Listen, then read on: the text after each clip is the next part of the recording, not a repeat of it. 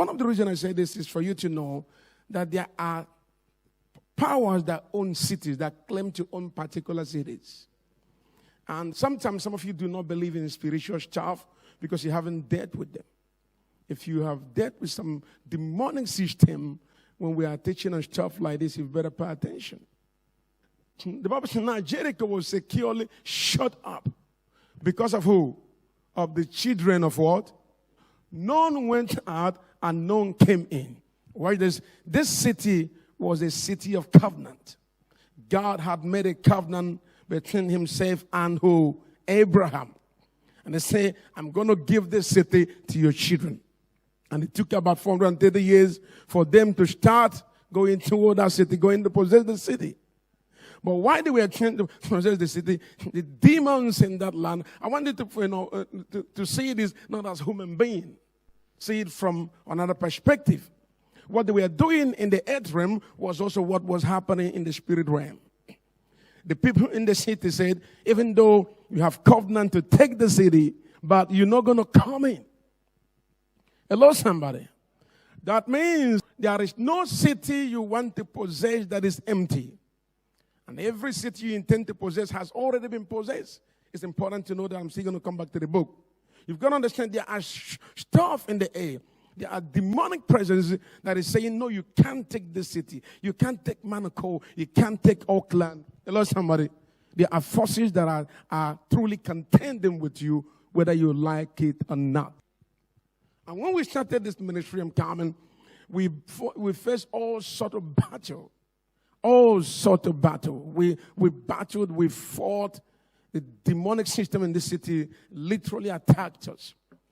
And we were doing all sort of crazy prayer. And one of those days, somebody told me that Gisborne is our occultic headquarters. Hello, somebody. And I said, what do they do? He said, because New Zealand is the first country that sees the sun. Am I right about it? And so anytime there is sunrise, a demonic forces or people in occultic society, we go and speak into that sun. So they speak into that sun to smite the earth. Hello, somebody. So they told me one of the reasons they made Gisborne their headquarters is because of the sunrise. They like to speak through the sun even before the sun reaches the other part of the earth. So when I heard that, I was like, oh, so let's pray against the demonic headquarters in Gisborne. And immediately we started praying. Pastor Winnie is there at the back. She couldn't talk again. I asked her to lead. She was leading, but suddenly she was shut down. She just shut down. She couldn't talk. She said she can't lead, And so another sister called Rufina, she's in the U.S. now. She started crying, my head. Another person, oh, my stomach. We were attacked immediately. Hello, somebody. And then I knew that this city is not empty. There is a demon that had possessed this city even before I came, that claimed to own the city. And so they thought that we were fighting them, we were contending with them, and they started fighting us.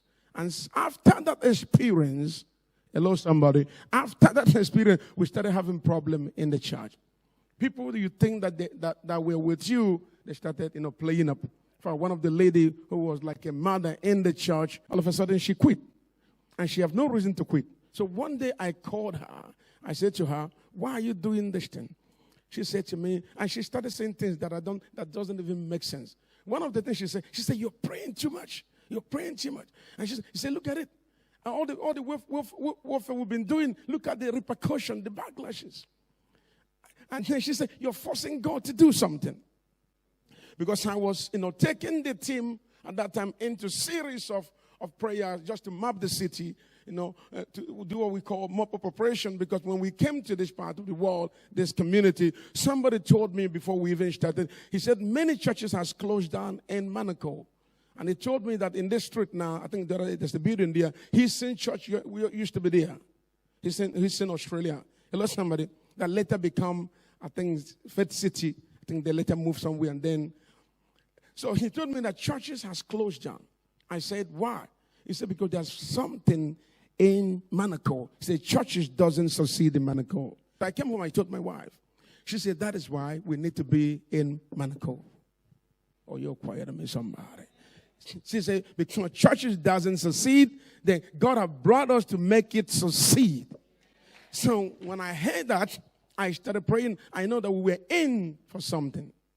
So we were under attack, all sort of attack, all sort of things were thrown at us. People you think that should believe in you, people you think that know you. Then I discover that no city is empty, no community is empty.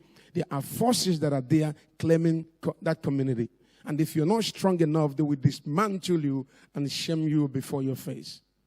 Hello, somebody. In that case, you've got to do what? Pray.